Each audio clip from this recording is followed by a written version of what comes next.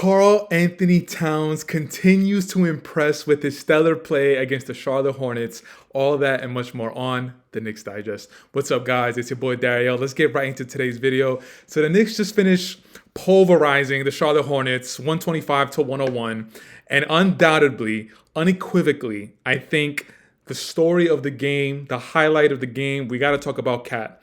In today's game, Cat finished with 27 points, 9 of 15 from the floor, 2 of 5 from the three-point line, converting 7 of his 9 free throws, grabbing 16 rebounds and 2 assists. The three-pointers, 2 of 5. I'm going to say this time and time again. I think the sweet spot for Cat for three-pointers is anywhere between the 5 to 8 range. Maybe push it to 9, but I would like it to be anywhere from 5 to 8. And today, he only took 5 threes. He made 2 of them. Not bad, but what I really want to focus on is that play that Cat had on the fast break. Josh Hart gave the go-ahead pass. Cat took one bounce. There was 3 Hornets around him. He dunked it on, I forgot the guy's name, but he dunked it, got an and one. And that essentially is what I want to see from Cat. That is what I want to see, the aggressiveness coming out of Cat.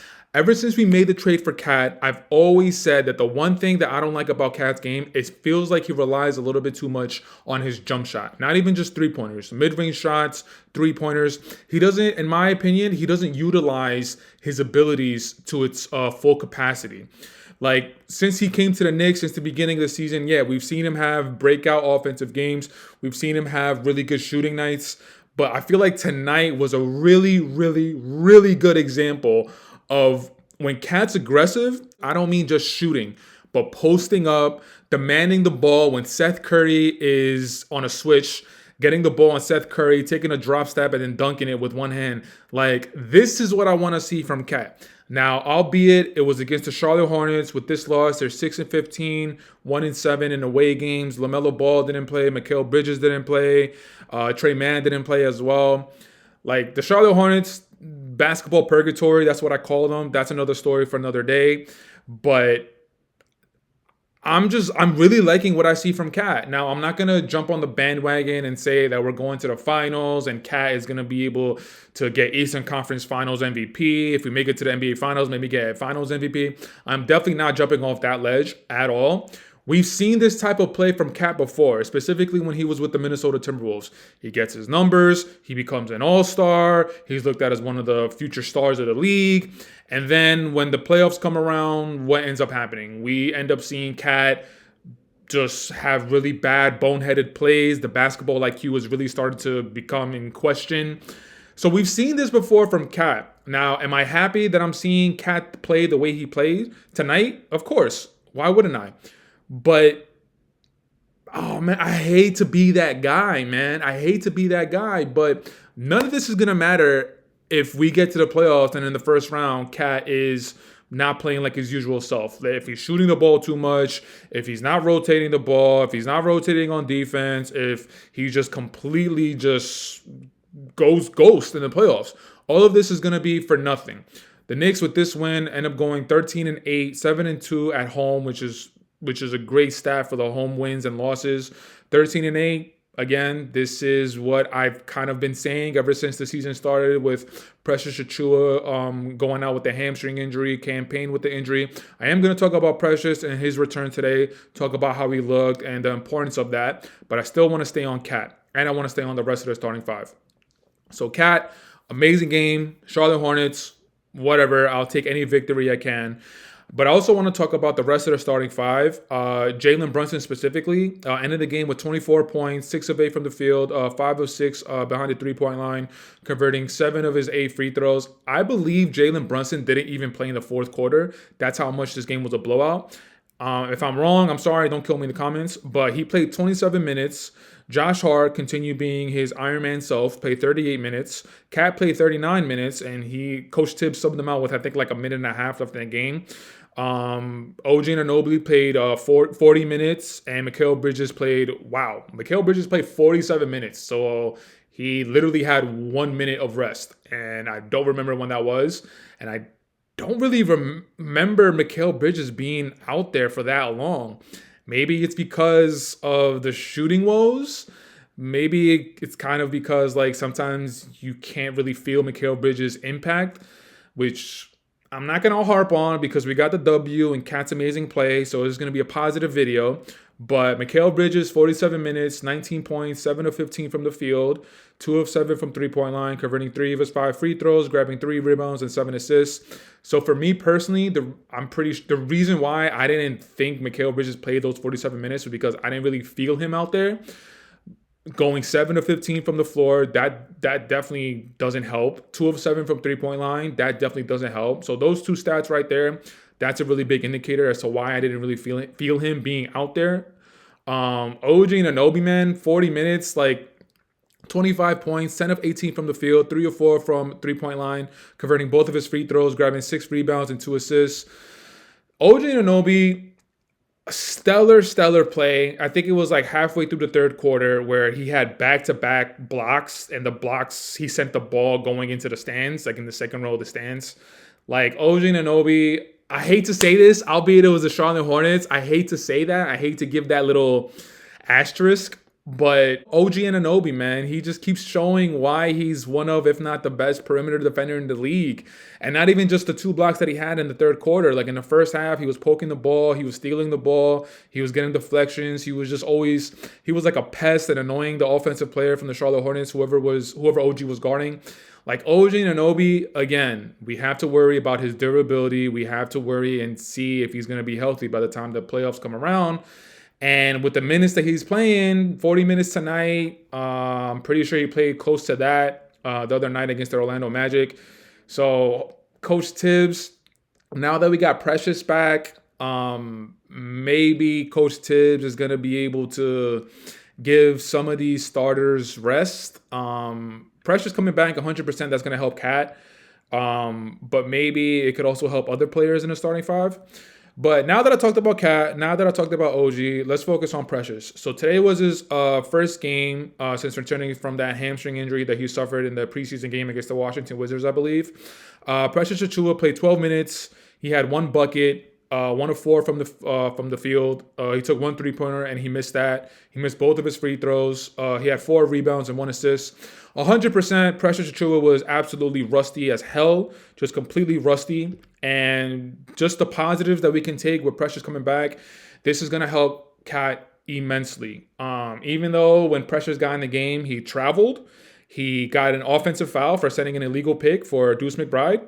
And I believe he turned the ball over. So, Chris, your guy, I know that's your guy, but I'm forever not going to be on the Precious Achiuwa bandwagon. Just wanted to highlight that. But Precious Achiuwa coming back is going to help Cat out. Hopefully those minutes go from 38, 40, go down to maybe 32, 34, 35 minutes, somewhere around that range. So Precious Achiuwa is going to definitely pay dividends. Hopefully he could remain healthy for the rest of the season. We still have a long way to go. We're not even halfway through December. But Precious Achiuwa is definitely going to be an important piece going down the stretch of the season, and this is going to help Cat immensely. So we'll see how Precious looks as the games keep piling on. Hopefully, Precious will get back into a rhythm, get back into a groove as fast as possible because Cat's going to need it. So now that I talked about today's game, I also want to give my 2 cents on the W that the Knicks had against the Orlando Magic the other day, which made them become the leader of their group. And now we move on to the quarterfinals, where I believe we play the Atlanta Hawks. So Chris and I, we weren't able to hop on the post game, and I just want to say that I actually want the Knicks to really try, and I actually want them to at least get to the finals, because in a video that Chris and I did last week, I think it was in the post game that we did with Charlotte last week, but we talked about the NBA Cup, and Chris wasn't. I don't want to say that he wasn't a fan of it. I don't want to say that he doesn't want the Knicks. He doesn't want the Knicks to put all the effort into winning the NBA Cup. But I want to see the Knicks really try and go for it, man. Because when was the last time that the Knicks won anything of any significance? In the 1972-1973 season, when that was the last time when we hosted the Larry O'Brien Trophy. That is an embarrassment. Because the New York Knicks, whenever they're good, whenever the organization is clicking on all cylinders, it's great for the NBA. And the NBA needs the Knicks to be good. They are one of the cornerstones of the NBA. And when the New York Knicks franchise is doing good, the NBA is going to be good.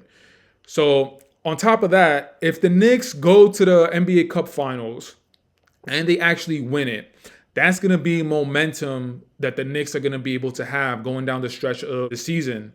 And it'll give the players a certain boost of confidence. And us as Knicks fans, we haven't been able to celebrate anything of any significance in forever. We've only been able to really celebrate the two Knicks playoff appearances since Jalen Brunson got here, getting us to the second round of the playoffs, but losing both years. Prior to that, we were only in the playoffs once with, we were in the playoffs a couple times with Melo, but the only successful playoff outing that we had with Melo was when we lost in the second round to the Indiana Pacers in 6 games. That was in, I think, 2012, 2013.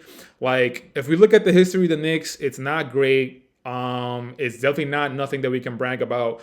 That I'm just saying, man, I just think quarterfinals going up against Atlanta, even though Atlanta's playing well, Trae Young, it seems like he's finding a way to blend and gel with this team. I think I've been watching the Atlanta Hawks highlights, and Trae Young, I think he's really taking a backseat and he's really learning to really be a distributor with his team. And of course, he found that groove right when we go up against them in the NBA Cup. I think we could win, but the Atlanta Hawks, they got DeAndre Hunter, they got Jalen Johnson, Trae Young, Clint Capella, they got Dyson Daniels, who's having a career year. Like, they have really good players, and it's going to be really interesting to see how we match up against them in the quarterfinals, which I believe is next week. But if we get past the Atlanta Hawks, then we're in the semifinals, and then we go to Vegas. And if you remember from last year, that whole atmosphere, just the way that the NBA media was covering it, it was something new and it was refreshing. So if we could get the Knicks to get to Vegas, to the semifinals, the NBA media covering them, talking about how Karl Anthony Towns has been able to gel with the rest of his team seamlessly, like it'll bring a much needed energy to the Knicks, not even just to the Knicks team, but for the Knicks fans. We'll have something to celebrate and we'll have something to cheer about. Now, before I wrap up today's video, I talked about the game. I talked about the win that we had against Orlando the other day, which made us the group leaders of our group. And now we're in the quarterfinals of the NBA Cup tournament. I talked about Precious Achiuwa's return. I talked about Cat's amazing play tonight. The last thing that I want to leave you guys with is just a little bit on the Charlotte Hornets. Dude, I don't know why they're so bad. I don't know why they're always like one of the laughingstock teams of the NBA. Detroit, Charlotte, Washington Wizards, like those 3 teams, they're like always going to be in contention for being the worst team in the NBA. Like LaMelo Ball being out, they still have good talent, albeit Brandon Miller is in his second year. He's still learning the NBA ropes. He's still learning how to be one of the better players on his team. He's still learning how to distribute, when to take over a game. I get that, but Nick Richards, Seth Curry, Brandon Miller, Miles Bridges was out. I understand that. But they have Josh Green. They have talent. I don't understand why season after season they're just like one of the laughingstock teams of the NBA. I don't know what needs to happen for the Charlotte Hornets to be like a contender in the Eastern Conference. Like, I don't know if they need to just move out of Charlotte because there's some bad juju there, or just rename the team, or I don't know what the hell to do. Ship out LaMelo Ball, because I'm still going to stand on that hill, man. I'm going to die on that hill. I don't think he's a winning player. Until he learns to actually be a winning player and not just be a YouTube clip highlight player, then the Charlotte Hornets, they're going to be where they are for the last few seasons, which is pretty much just being the play-in tournament at the end of the season. They're going to be anywhere from seed 8, 9, or 10. So that's my 2 cents to the Charlotte Hornets. But that's it for today's video, guys. I want to say thank you so much for checking it out. Karl Anthony Towns is really proving to us Knicks fans that he is one of the better bigs in the league, and he deserves to be in the conversation alongside Jokic, alongside Embiid, whenever he's healthy. And I'll check you guys out on the next video. Peace.